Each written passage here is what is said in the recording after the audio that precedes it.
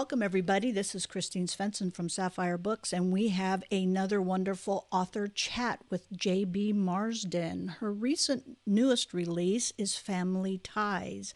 You can find her books on Barnes & Noble, Kobo, Smashword, anywhere you can buy ebooks and print books. So without further ado, I welcome J.B. Marsden.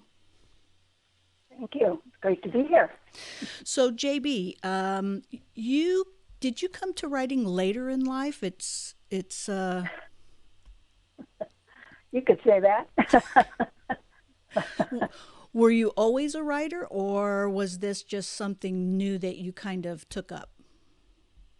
I've always been a writer. I had poems published in college. I had something published in the Courier Journal in Louisville when I lived in Kentucky, and other little small press things down there. I had a big writing group that I was a member of, and I really started out.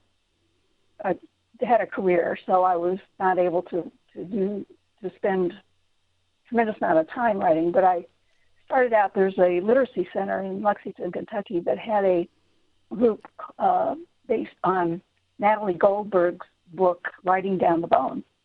Oh, I and love we that met book. every Friday. Yeah, it was really nice. And we did free write. We would all meet around a big, huge table, about 12 of us or so. And someone would toss out a word, and we'd spend the next 10 minutes writing, and then we would share. And the only rule was that you didn't criticize, the only thing you did was respond with words or phrases that were interesting to you and hit you.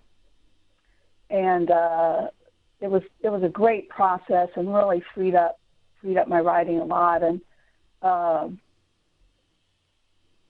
then I quit a tenured faculty position. What? Those are I hard quit to a tenure. get. What? I got tenure in 5 years, so it's like, well, I've done that, so let's, and I had this book in my head, and so I wrote the book, and then I needed money, so I went back to the university as a research professor, which means that you wrote grants to bring in your own salary. Mm-hmm. So I did that, and my last grant was not bad. It was $650,000. And it involved family practice physicians, and my area was health policy. And I'd written a lot of academic stuff. In the meantime, I was still kind of writing with my group and so forth. But I wasn't publishing at that point yet, because I was just writing so much at work. Even though it was academic stuff, it took a lot of time and effort, and I was constantly writing grants. And one day I went into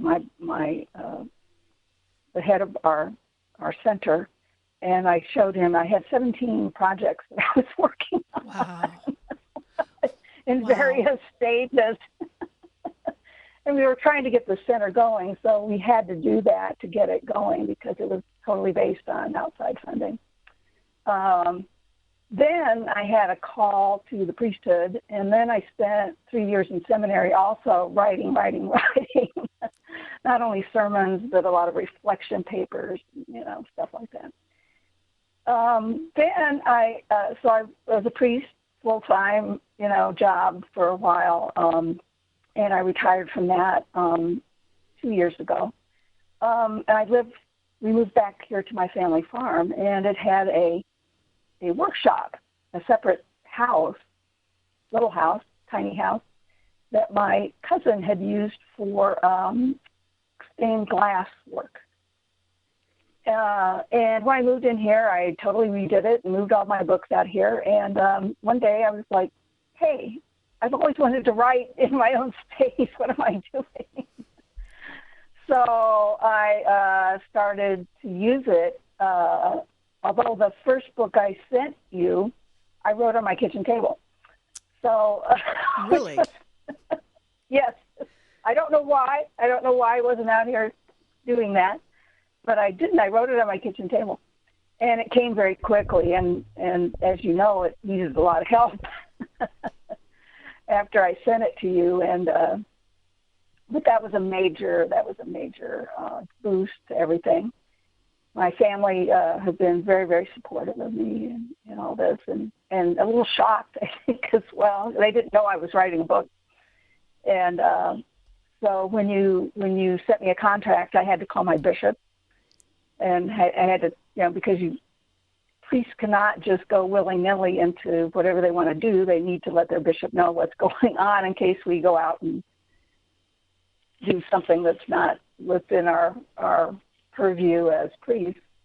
And he was amused. Let's just say he was amused by the fact that I had written a lesbian novel. And he asked, well, is it a bodice ripper? And I said, well, I don't know. I don't think lesbians wear bodices. I've since have been apprised of the fact that they do. Some people do, and so I was sorry that I made that comment. But no, it wasn't a bodice ripper, I told him. And so we went from there, and he was just fine. And I've got kind of a reputation in the diocese now. That's okay. Reputations are good things sometimes. Were you retired by that point? Weren't you retired by the time you had to go to your bishop? A priest never really is not a priest. Mm-hmm. So I'm until I die. In fact, the bishop will do my funeral. I am a priest for the rest of my life. And moving out here, it was kind of a rural situation out here. And I started out working very part-time at a very small congregation about 50 miles away. And so I wasn't truly retired until about 2 years ago. I moved back here 6 years ago, 6 years, like in March.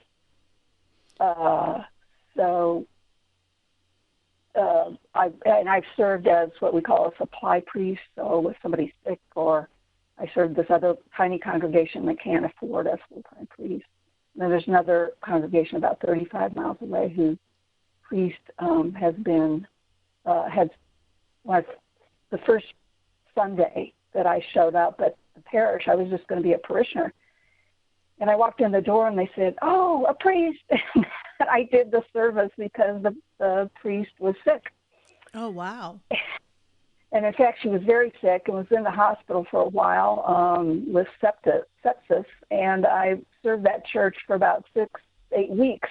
Wow. Every week. So that was an interesting turn of events. I'm still a parishioner there, but I also supply for her when she's not around, when she's on vacation, or when she's out for other reasons. So yeah, I'm always a priest. I will always be a priest. So I see a theme.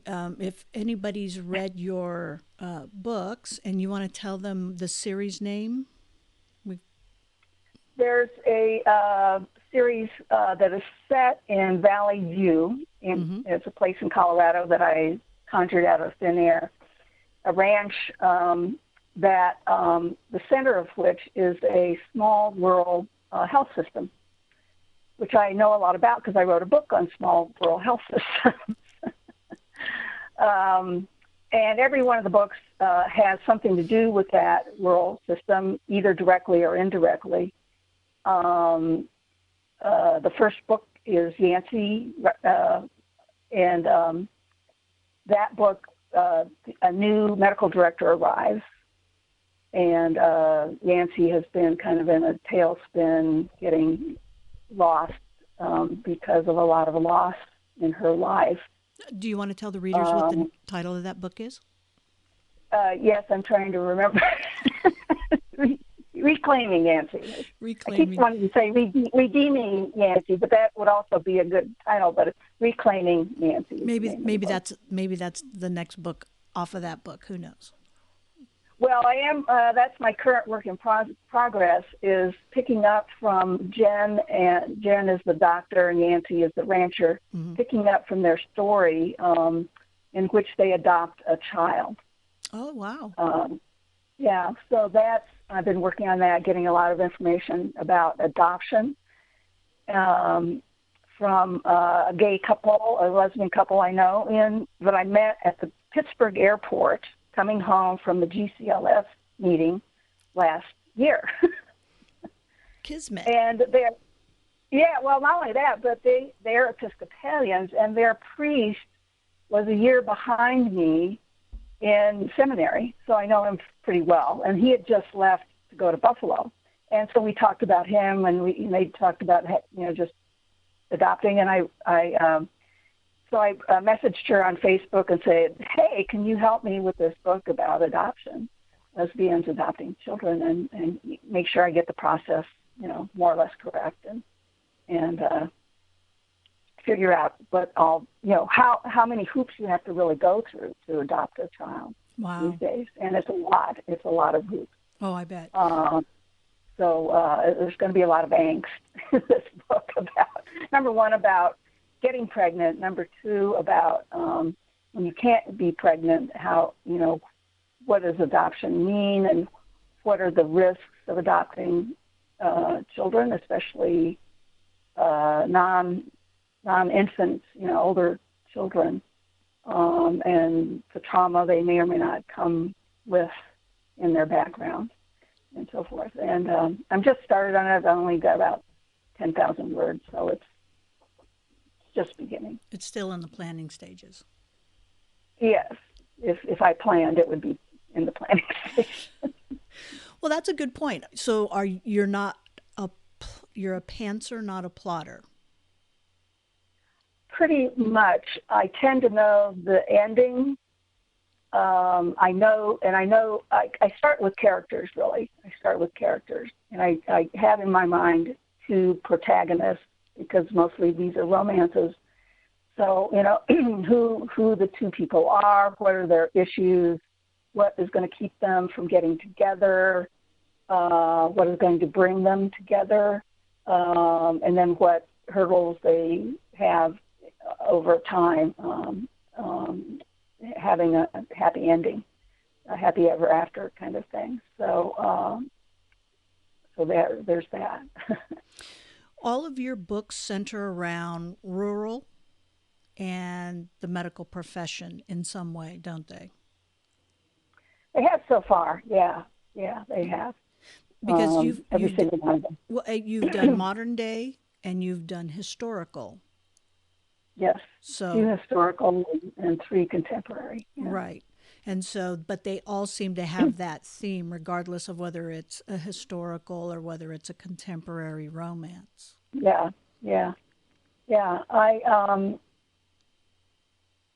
It just is who I am. Mm-hmm. I grew up on a farm here in rural Illinois, and then I left home. When I left home at 18, I didn't see a rural place again until I moved to Kentucky, more or less. I lived in Rochester, New York. Then I lived in Ann Arbor, where I got my PhD, and then I took a job at the University of Kentucky. And in Kentucky, my field of expertise was rural health systems, and especially long-term care for older people. And I was part of a new rural health center that got put together when I was there, and did a lot of work in that area. And then when I came back the second time after I wrote the first novel I wrote, I was no longer rural. I was whatever grant we got, that's what I was. And it spanned a lot of stuff, I have to say. It spanned a lot of stuff. But mostly my work has been with underserved populations, which rural definitely falls in that position. And the place I conjured in Colorado, which is called the Ryan Delaney Clinic, there's 2 clinics, part of Valley View Medical Center, and it was built by Yancey's family because they had money. Her mother inherited money from mining in Colorado, and they had a big ranch concern, and so her Yancy's brother died, and his name was Ryan, and so they named the clinic after him, and then they opened up another smaller clinic just to make sure that they were able to capture folks who couldn't. And it is based on a real thing, which is called a federally qualified rural health center.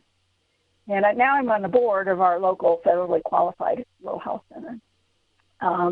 They get funding from the feds, and they serve anybody regardless of the ability to pay. And they have a sliding scale, fee scale, and other good things that make them really useful in rural situations. So, but anyway, I really wanted that kind of a situation where it wasn't a big conglomerate or big corporate health situation, because it's also in my DNA, the idea of serving underserved people without health insurance. And there's a lot of them in rural areas, especially ranching, farming. Sure. Sometimes these folks don't have insurance and they can't afford it, or one of the spouses works outside the home, off the ranch, or off the farm, then they're usually tacked on to that person's insurance.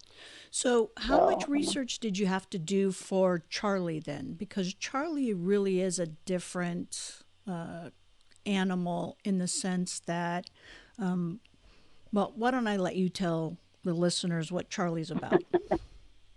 The Travel with Charlie was the book I wrote in 1995 when I quit my tenured faculty position. It was just in my head. And it is set directly on my family farm. And we are surrounded here in this part of Illinois by a railroad system.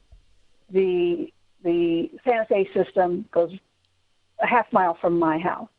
And the CD&Q, which used to be the Chicago, Burlington, and Quincy, is now Burlington Northern. Burlington is our little town across the river, across the Mississippi here. So I wrote this book about a person, a young woman, whose father dies, and she's left all alone, and she has never felt comfortable in her body as a woman. And she dons male clothing and decides to leave her hometown in Pennsylvania and come to Illinois, where she has a cousin who she's never met. These places are real places. I changed the names except for Pennsylvania because my great grandmother was from there. So these are places that are deeply ingrained in my heritage and my DNA, as you would say. And I just wrote a story about the railroad coming through and all the greed and stuff that happens around that. And in the meantime, Charlie meets up with her cousin as a man. The cousin, oddly enough, is also a lesbian. Funny how that worked out. Funny how that worked out, isn't it? Yeah. So that's the little, people might go, yeah, sure. But they, cousin finally is apprised of Charlie's real self, both parts of herself, and they fall in love. And so then they work together to fight off the mean banker and this kind of stuff. So they're kissing cousins. Is that what you're saying? Well, she's like a second cousin, so that's okay. Oh, okay. It's not. Their fathers were first cousins. There we go. Okay. Okay, so there is some distance in there. There is a little bit of distance. Oh, okay. Yeah. So I want to go back to when you talked about working in a writer's group. Is that something that you would recommend for writers, especially new writers, or is it something you still do today? I loved it, and not everybody would necessarily, but I loved it, and it was extremely important for my writing process to have a safe place where I could just spit out things on a page and not have somebody say, oh, but you didn't do blah, blah, blah, blah. I had they were more like little essays that came out of that, creative nonfiction kind of stuff. And then they would have readings. The Literacy Center had readings, and I would read. Tighten it up and use them, but I didn't do much to them because that process of free writing, especially after about 5 minutes, once you cross the 5-minute marker, things start happening. And you get really deep into emotional stuff within you that you didn't know was there. You get surprised. You really start, the more truth that comes out on the paper, the more, what's the word for it? More compelling, I think your writing is. And until you get down into that space, it's kind of, not nearly as interesting or as important, I think.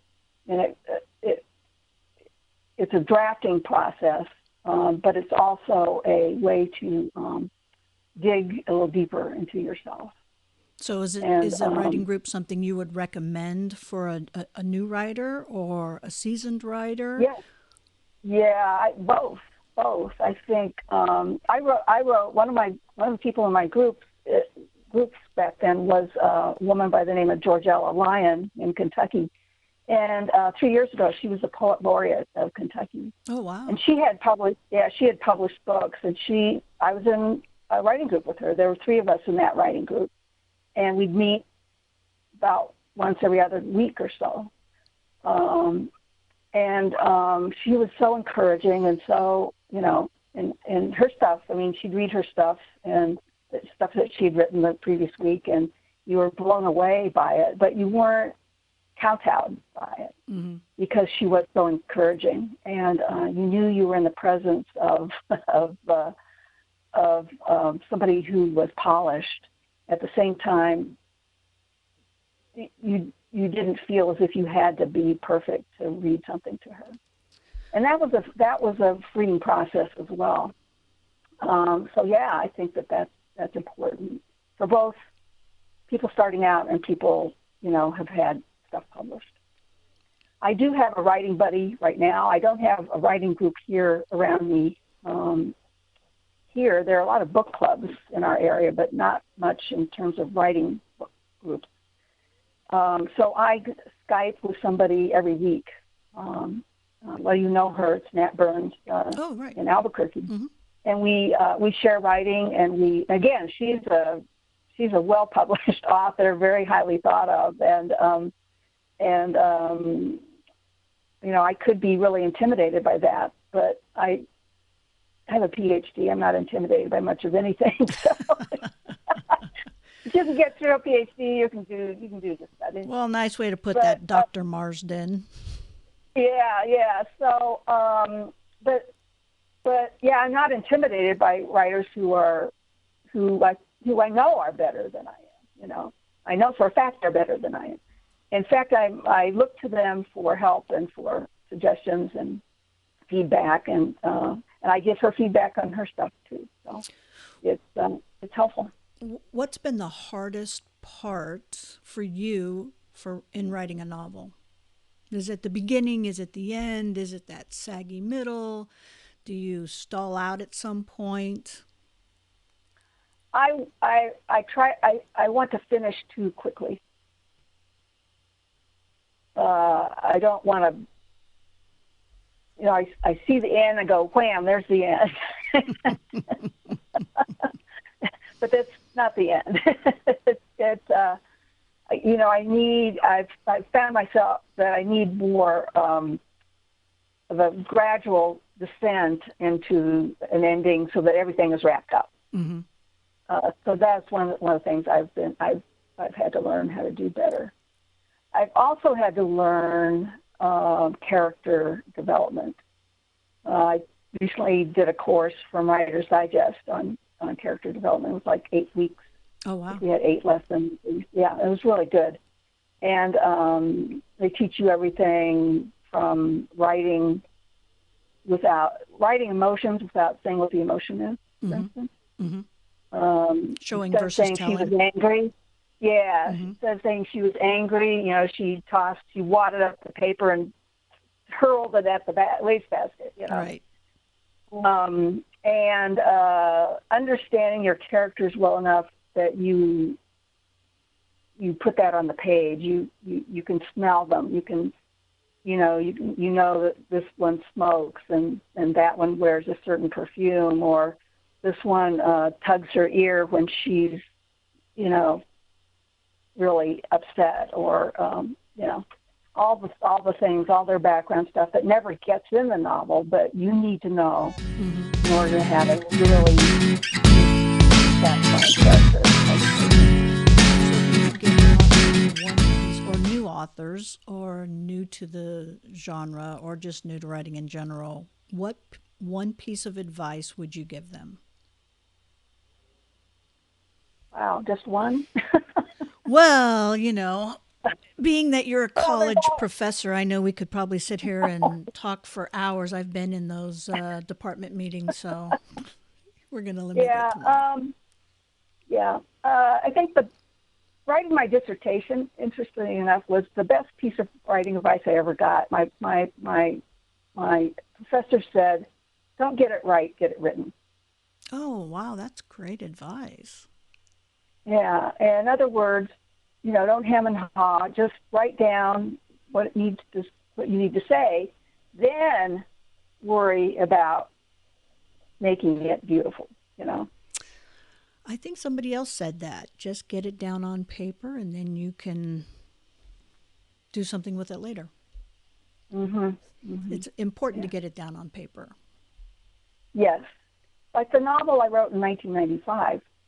Travels my with wife Charlie? kept saying, "Travels with Charlie." I forget what it was called back then, but my wife had read it. It was typed. It was on a floppy disk, and I had no way of accessing it. Oh, wow. So I had to retype the whole thing, and in the process, I totally plotted the ending of it, and I changed a great deal about it. Not the central romance, or not the central ending, and the denouement of it, but I replotted a lot of it, made it more, tried to make it more interesting and real through that. And but that was the first draft, basically, of that thing I had typed out was basically a first draft. Wow. And if I hadn't had it on paper, and I couldn't have gotten it on the floppy disk, it would not have. I would have had to come up with it all over again, and that was that was more than I could imagine doing. But my wife really liked it, and she said, "You should send this to Chris." And so I got on the horn and sat down on my computer and worked away. I actually had that happen to me with a manuscript. I lost 25,000 words on a manuscript, and I just thought I was going to die. It was just the worst experience, one of the worst experiences of my life. And I try to be very systematic about backing up. But luckily, I had some notes, because I try to transcribe longhand first, and then I dictate it, and then I have to go back and clean it all up. It's like a 2-step process. But I didn't have any of the dictation. I hadn't, it was, so I feel for you. That's, I just wanted to kill myself, I think. It's so hard. It is, yeah. By the way, I love your bow tie. It looks like those are books on your bow tie. These are books on my bow tie. This is my reading bow tie. I always wear this bow tie when I'm doing a reading. And I have others for various occasions, but this is my reading bow tie. Very stylish. Very stylish. Thank you. Well, do you have any parting advice for us as we start to close out this interview? Well, You gave some advice not too long ago, which has been really helpful, which is don't stop learning. And that's when I did the Writer's Digest character development workshop. And I learned a great deal. And then I also got a writing coach, which has been super helpful. And this person, can I say the name, or Sure. is that all right? Sure. We did a class with her.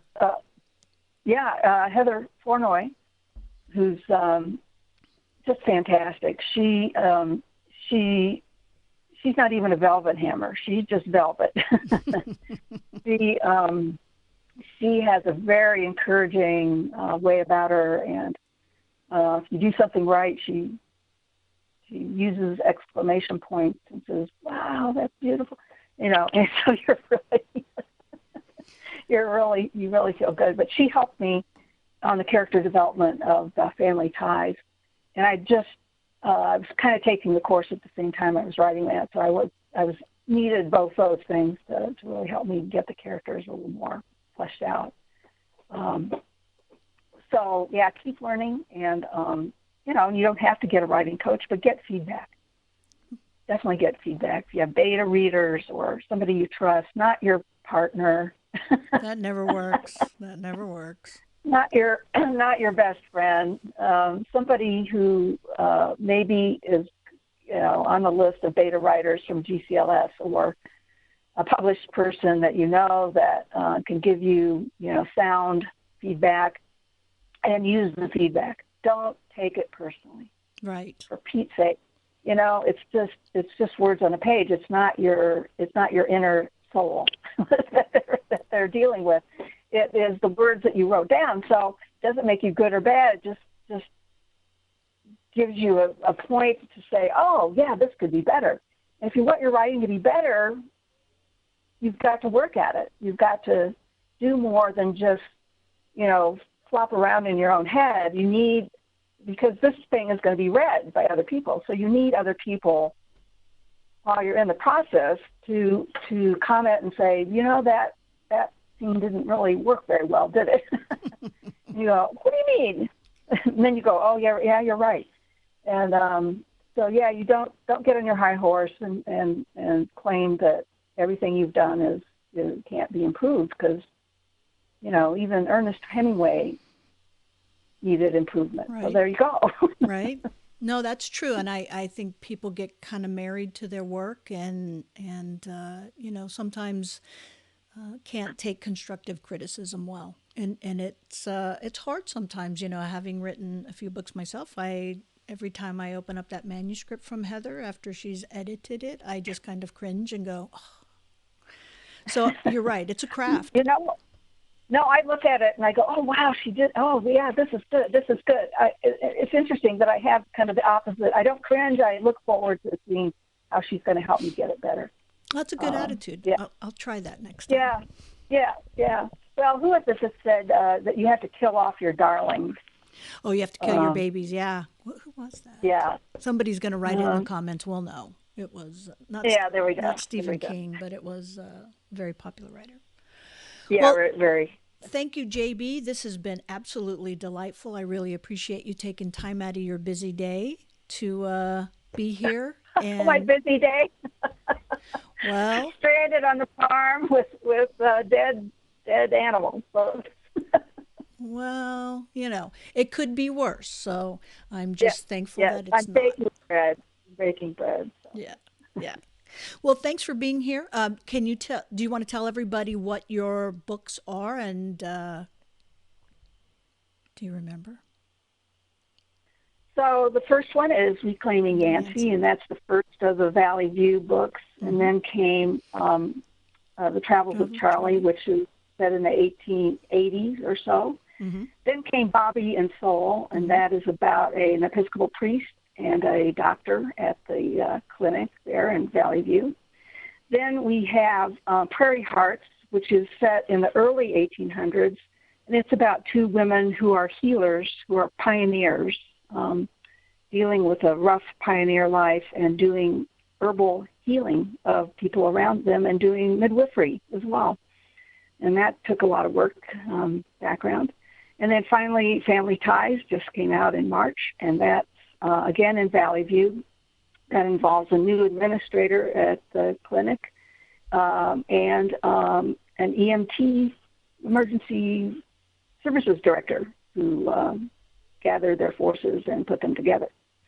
And you can find these books on the Sapphire website, Kobo, Barnes& and Noble, Amazon, everywhere books are sold. So thank you, JB. It's been a pleasure having you. I really appreciate you being part of this. Thanks so much for having me. It was a lot of fun.